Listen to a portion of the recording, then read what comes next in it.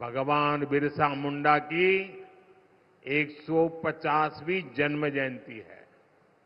BJP ने संकल्प लिया है कि 2025 वर्ष को जनजातीय गौरव वर्ष के रूप में मनाया जाएगा। आदिवासी कला संस्कृति से जुड़ी विरासत को समृद्ध करने के लिए फंड बढ़ाया जाएगा।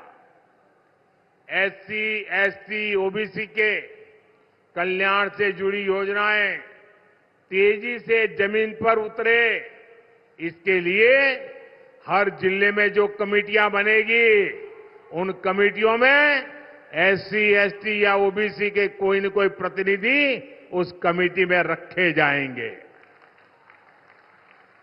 एकलव्य मॉडल स्कूलों की संख्या 750 तक पहुंचाने के लिए तेजी से काम किया जाएगा। जनजातियों में भी पिछड़ी जनजातियों के लिए 24,000 करोड़ रुपए की पीएम जनमन योजना पर पहले से ही काम चल रहा है। मोदी के तीसरे कार्यकाल में इसे भी तेज गति से पूरा किया जाएगा। इन प्रयासों से मध्य प्रदेश के हमारे एससी, एसटी, ओबीसी समाज को आगे बढ़ने में बहुत मदद मिलेगी। आजादी के अनेक दशक तक कांग्रेस के एक ही परिवार ने सीधे या रिमोट कंट्रोल से सरकार चलाई है। इसी परिवार ने देश में आपातकाल इमरजेंसी लगाई थी। कांग्रेस ने देश भर में लोकतांत्रिक सरकारों को जब मर्जी तब उसे पत्ते की महल की तरह गिरा देते थे।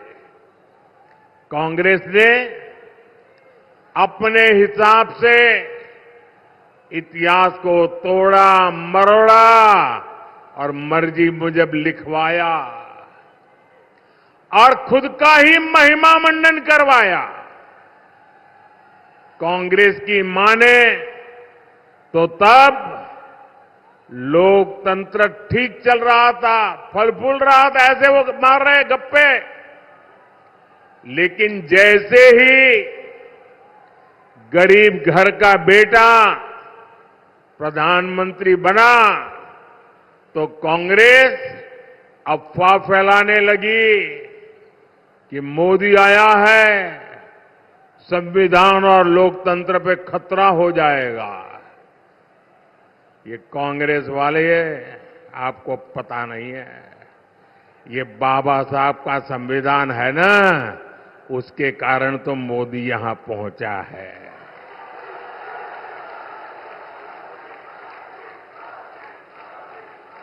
अब तो कांग्रेस का शाही परिवार धमकी दे रहा है, मोदी तीसरी बार प्रधानमंत्री बना तो देश में आग लग जाएगी। ये 14 में भी बोलते थे, कभी आग लगी क्या? ये 19 में भी बोलते थे, कभी आग लगी क्या? ये राम मंदिर के लिए भी बोलते थे, कभी आग लगी क्या? ये 370 के लिए भी बोलते थे, आग लगी क्या? बस देश को डराओ, घबराओ, भ्रम फैलाओ। भाइयों और बहनों, आग देश में नहीं लगी, आग जलन उनके दिलों में लगी है। ये जलन उनके दिल और दिमाग में ऐसे भरी पड़ी है कि वो उनको अंदर से जलाती जा रही है।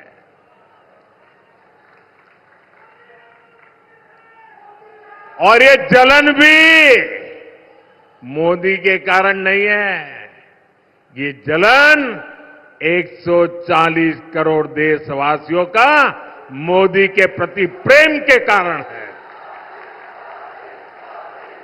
वो ये प्रेम भी सहन नहीं कर पा रहे।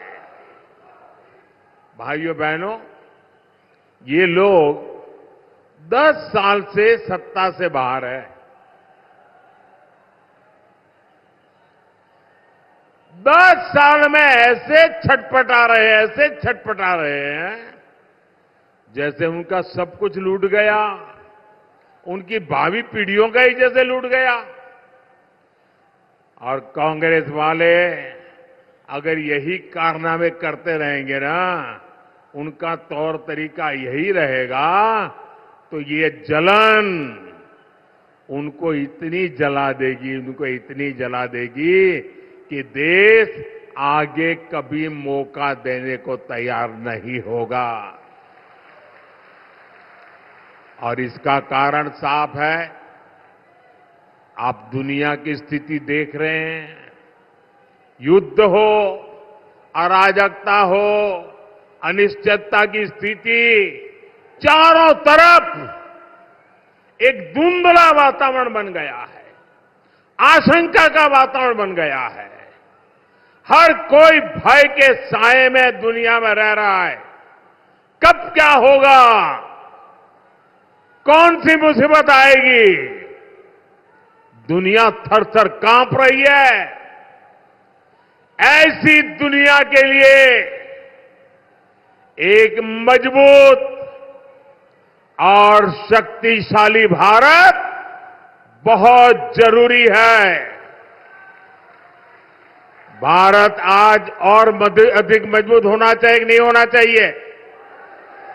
आज भाजपा भारत की सेवा में इसलिए लगा है क्योंकि भारत मजबूत बने, भारत सशक्त बने।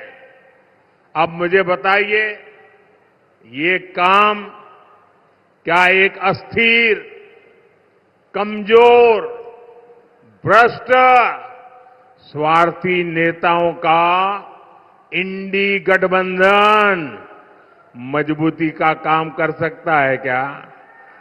देश को मजबूत बना सकता है क्या?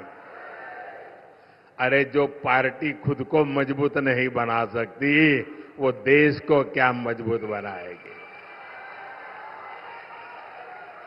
आप मुझे बताइए भाइयों, शक्तिशाली भारत कौन बना सकता है?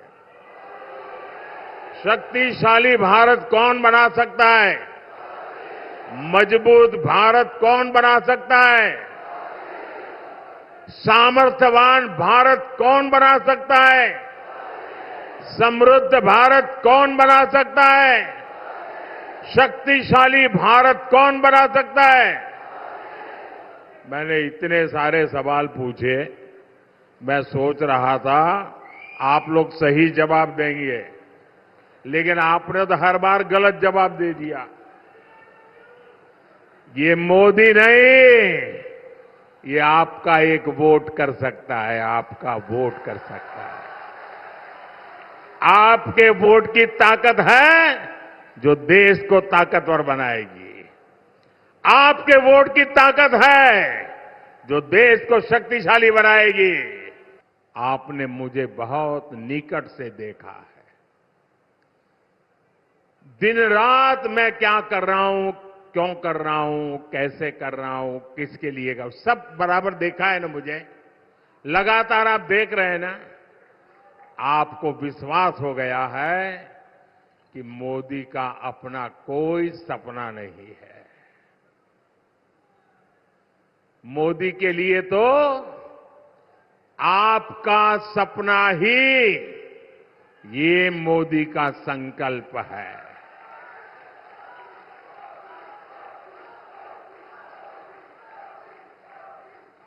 मैं आपके लिए ही पैदा हुआ हूं। आप सभी, ये पूरा देश, मेरा भारत ही मेरा परिवार है। और इसलिए आज चारों तरफ चौड़ी सड़कें बनाई जा रही है। यहां अनेक रेलवे स्टेशनों का आधुनिकीकरण हो रहा है। मेडिकल कॉलेजों की संख्या 10 साल में दोगुनी हो चुकी है। कोशिश यही है कि आपको मुश्किलें न हो, आपको असुविधा न हो।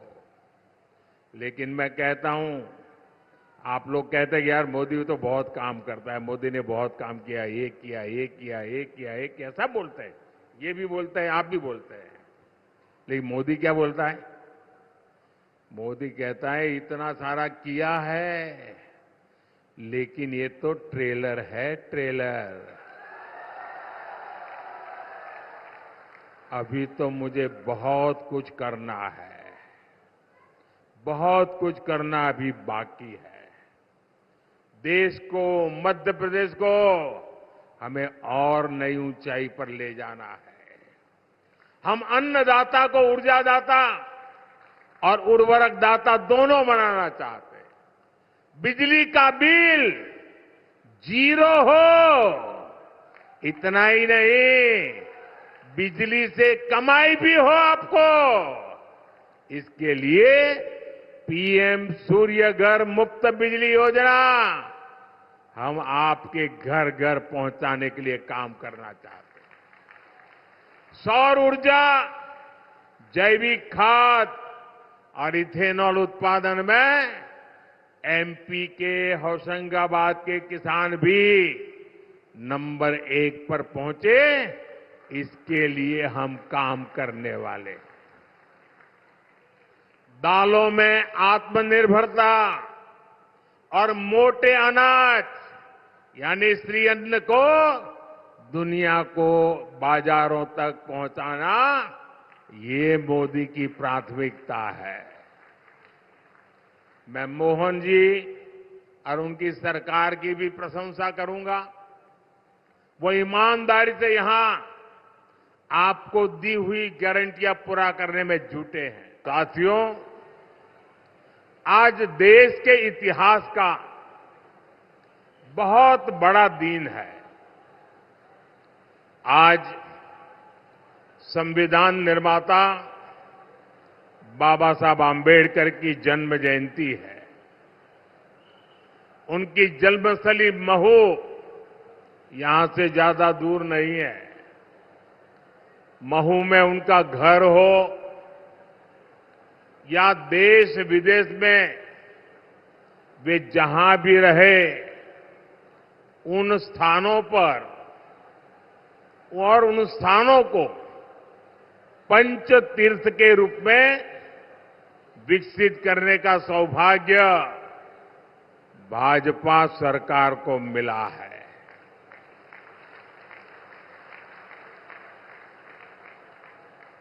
जो सम्मान कांग्रेस पार्टी ने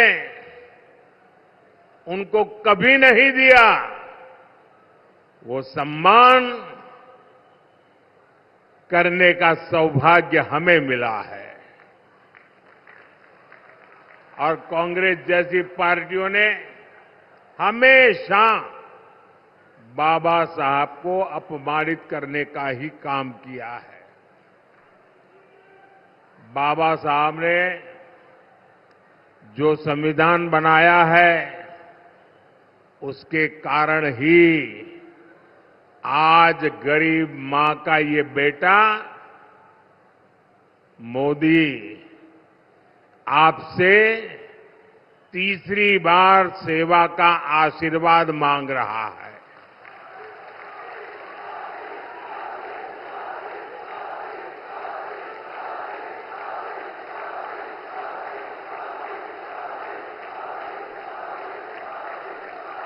ये बाबा साहब का संविधान है, जिसके कारण आज देश की राष्ट्रपति एक आदिवासी परिवार की बेटी है। जिस समाज को सबसे अंत में पूछा गया, जिसको वंचित रखा गया, उस समाज की बेटी आज देश की राष्ट्रपति के रूप में पहली नागरिक है। हमने बाबा साहब को सिर्फ विचारों तक सीमित नहीं रखा, बल्कि आधुनिक भारत में उनके योगदान को नई पहचान दी है। आप मोबाइल फोन से जो डिजिटल पेमेंट करते हैं ना, उस डिजिटल पेमेंट जो योजना है उसका नाम भीम यूपीआई है। ये भीम यूपीआई बाबा साहब के नाम पर हमने रखा है।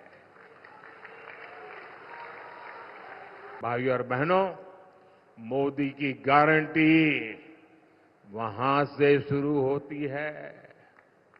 मोदी की गारंटी वहां से शुरू होती है जहां दूसरों से उम्मीद खत्म हो जाती है। इसलिए हताश कांग्रेस ऐसी घोषणाएं कर रही है जो खुद कांग्रेस के नेताओं को ही समझ नहीं आ रहा है। कांग्रेस के शाहजादे ने अभी घोषणा की, आप भी सुनकर के हंसोगे। मैं सुनाऊं? जोरों से हंसना पड़ेगा आपको। कांग्रेस के शाहजादे ने घोषणा की, और वो वीडियो भी देखने जैसा है। उन्होंने घोषणा की, एक झटके में देश की गरीबी हटा दूंगा। अब बताओ भाई, हंसी आएगी कि नहीं आएगी? आप हैरान हो गए कि नहीं हो गए? ऐसे लोगों पर कोई भरोसा करेगा क्या? अरे देश पूछ रहा है, आखिर ये शाही जादूगर इतने वर्षों तक कहां छुपा था? 50 साल पहले इनकी दादी ने देश से गरीबी हटाने की घोषणा की थी। 50 साल हो गए। 2014 से पहले 10 साल तक इन्होंने रिमोट से सरकार चलाई और कह रहे हैं कि अब बस इनको एक झटके वाला मंत्र मिल गया है। ये झटके वाला मंत्र लाए कहां से? मुझे बताइए, ये गरीबों की मजाक है कि नहीं है? ये गरीबों का अपमान है कि नहीं है जी? ये झटके से गरीबी दूर होती है क्या? ये क्या बोल रहे हैं जी? उन पर कोई भरोसा करेगा क्या? ऐसे दावे करते हैं, ऐसे दावे करते हैं, और इसी के कारण ये हंसी के पात्र बन जाते हैं। देश उनको गंभीरता से नहीं लेता है।